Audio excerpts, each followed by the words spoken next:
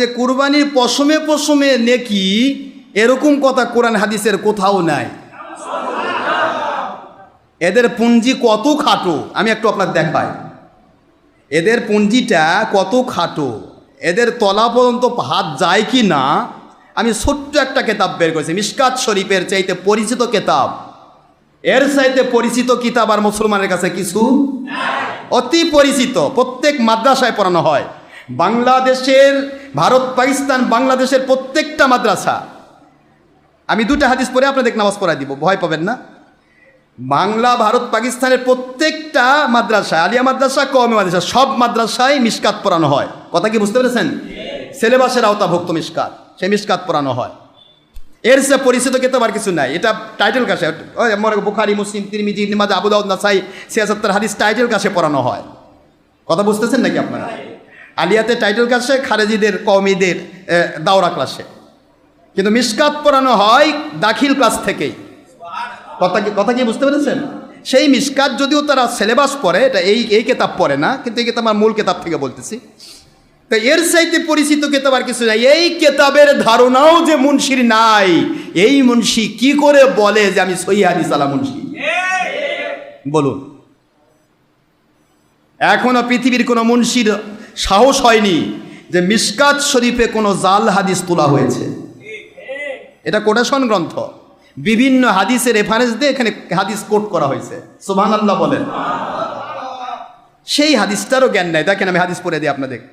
মিশকাতুল মাসাবি, আরবি ভলিউম 129 পৃষ্ঠা, দেখুন হাদিস নম্বর 1476, 1476 নম্বর হাদিস। স্পষ্ট হাদিস কি দেখেন, ওয়া আন যায়েদ ইবনে আরকাম রাদিয়াল্লাহু তাআলা আনহু, সুবহানাল্লাহ বলেন, قال أصحاب رسول الله صلى الله عليه وسلم يا رسول الله صلى الله عليه وسلم ما هذه الأضاحي؟ قال سنة أبيكم إبراهيم عليه السلام। قالوا, একবার ডাইরেক্ট হাদিসের এবারত আপনাদের পড়ে শোনাচ্ছি, অসুবিধা হচ্ছে না তো আপনাদের? মিশকাত পরে আমি ইবনে মাজাহ খুলবো, ওরা তো সিয়াসাত্তা বোঝে ভালো, এবার ইবনে মাজাহ খুলবো, সিয়াসাত্তার আমি মিশকাতটা পড়ে দেই, অসুবিধা হচ্ছে আপনাদের?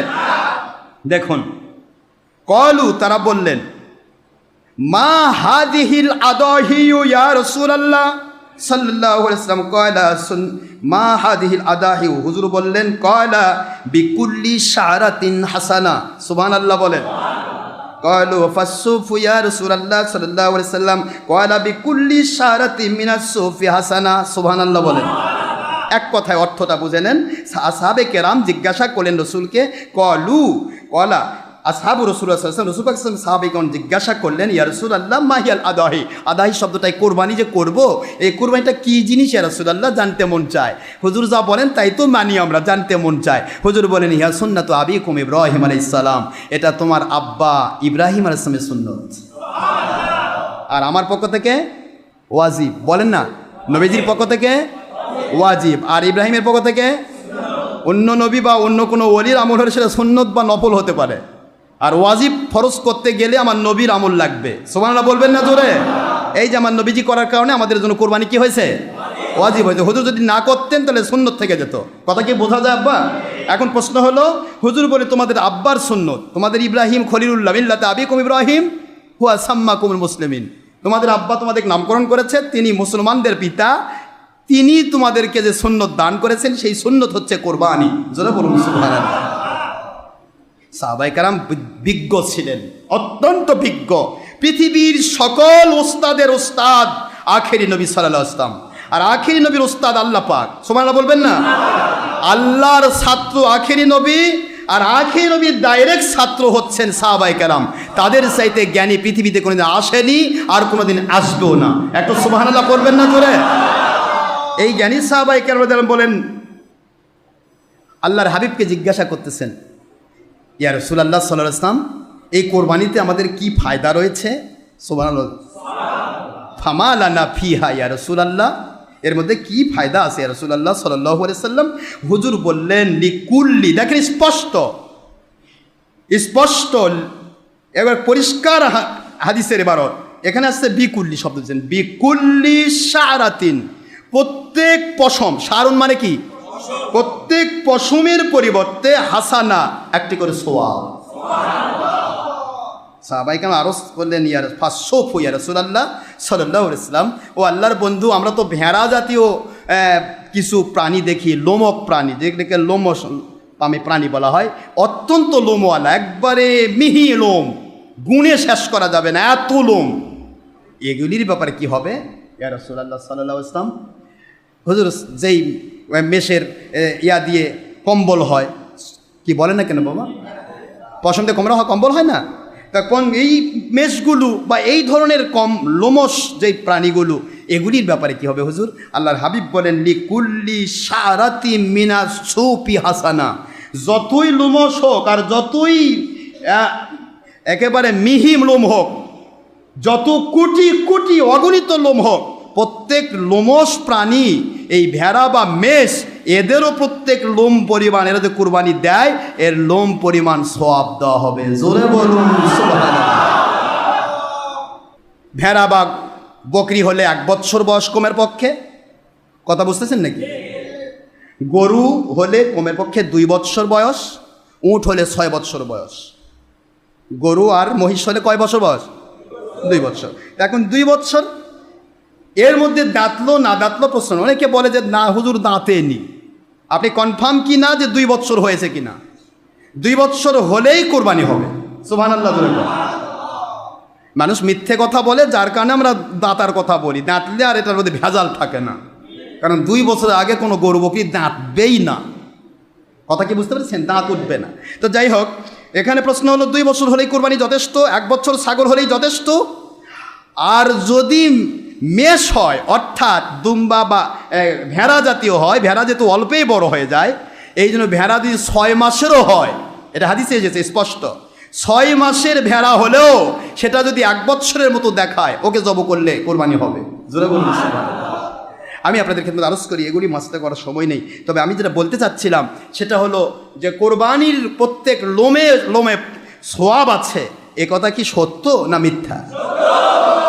আমি মিশকাতের হাদিস আপনাদেরকে ডাইরেক্ট পড়ে শোনালাম আরবি ভলিউম থেকে, এবং মিশকাত শরীফে কোন কোন হাদিস থেকে কোট করেছেন উনি নিজে লিখেছেন। এটা কি করেছেন?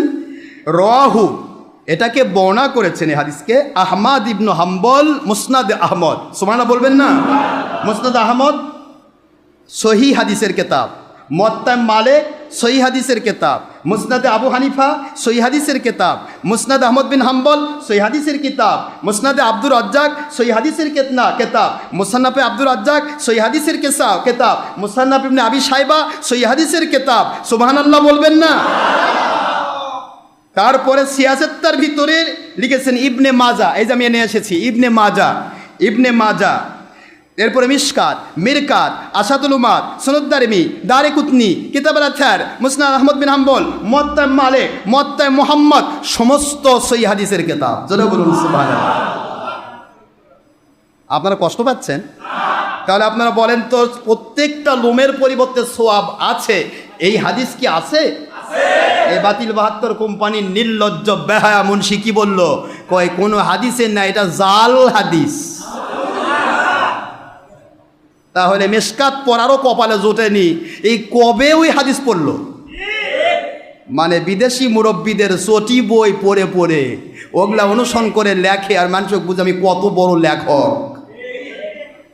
এদের কেতাব পড়তে লাগে দিলে বাতাস বার হবে, এরা কেতাব পড়তে পারে না।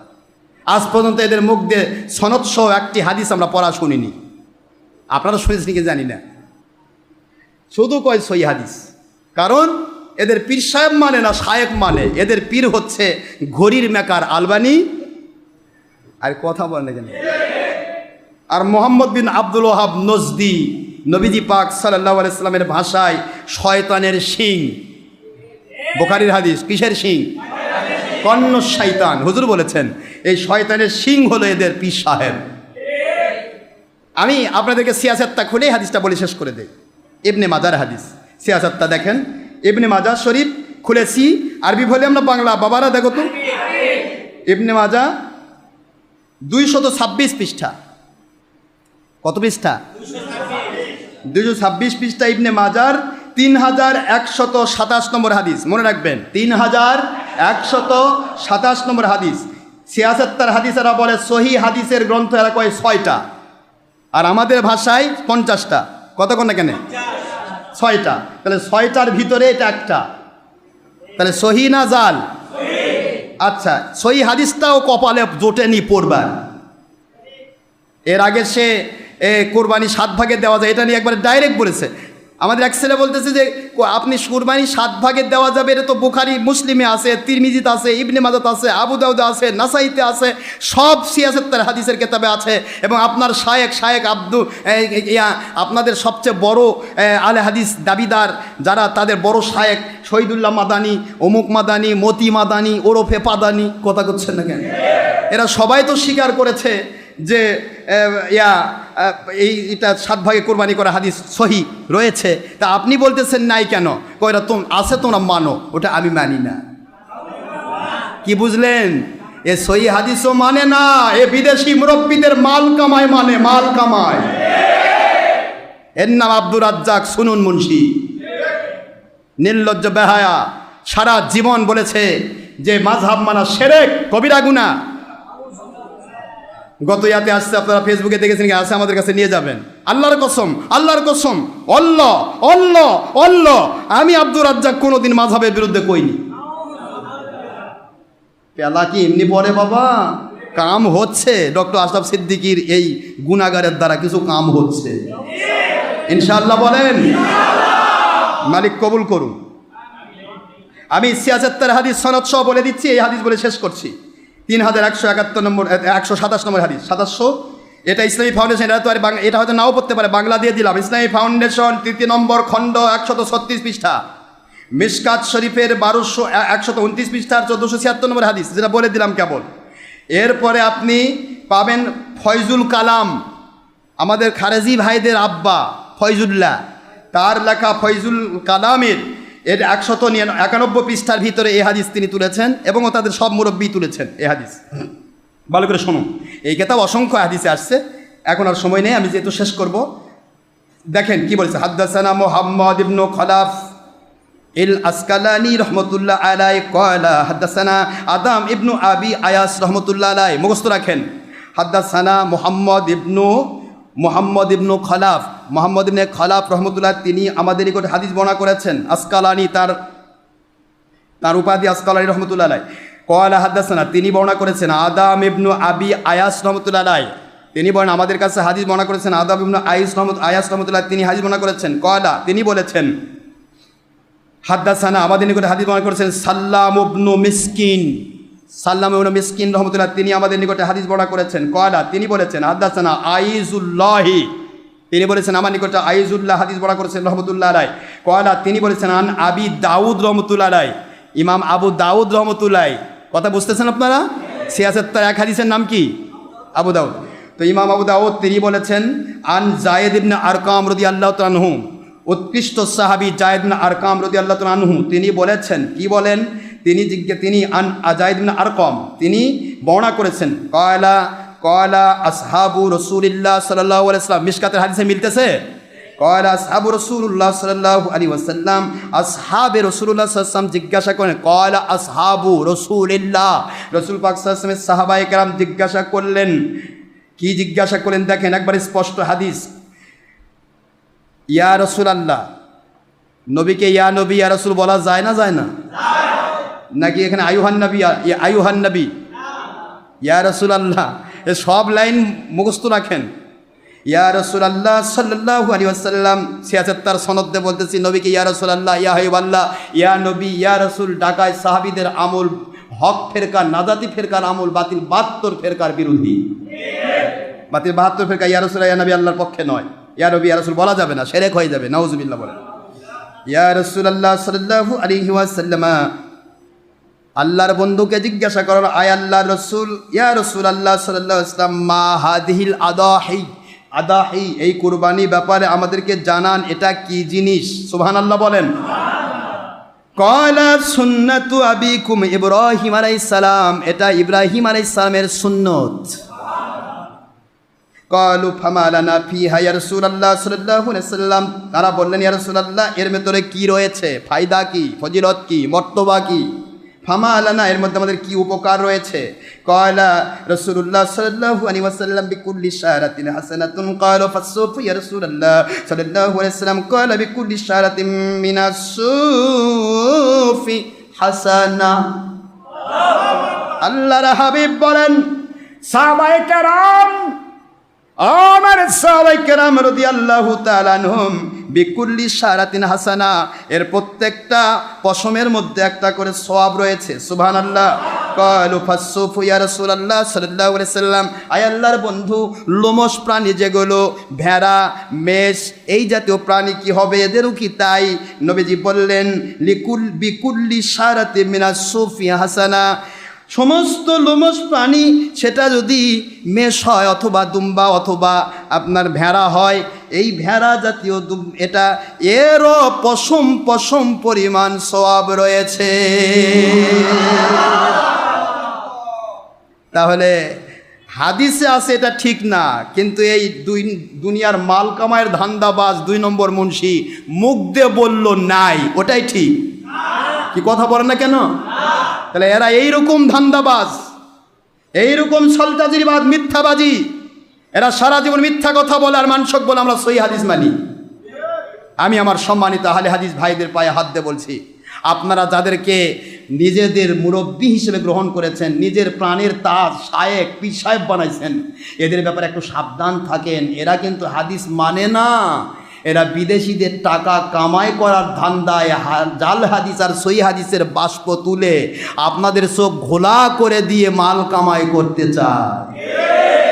এরা হাদিস মানে না, এদের গুলে খাওয়াবেন, কবে মানি না, কেতাবে আছে মানি না, কিন্তু ওর মুখে বলছে নাই, ওটাই ঠিক। তাহলে ইমান আছে? নবীর একটা হাদিস অস্বীকার করে ইমান থাকবে?